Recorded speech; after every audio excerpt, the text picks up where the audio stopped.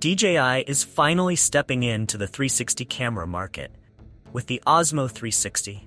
In this video, we'll see how it will look and when we can expect it to release. Let's get into it.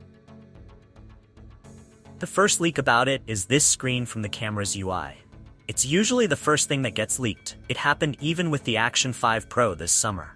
There's the FCC ID and the product code on it, but some details are still hidden. Let's move on to the design. This is how it will likely look like. I'm saying likely because these are only leaked schematics. They aren't real-life images of the product. So consider that they might not result in correct information. However, the leaker is probably the most reliable out there. The design reminds me of the Gopro Max with a more squared shape rather than the Insta360s.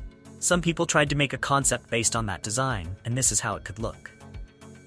It's interesting to see DJI finally enter this segment, giving some competition to Insta360, which is the leader at the moment. As for the release date, it won't be released this year, since we still haven't seen real images, and apparently it still hasn't been registered to FCC. So my take on the release is early 2025. We will surely see more leaks in the next few weeks. To make sure to subscribe and leave a like if this video was helpful.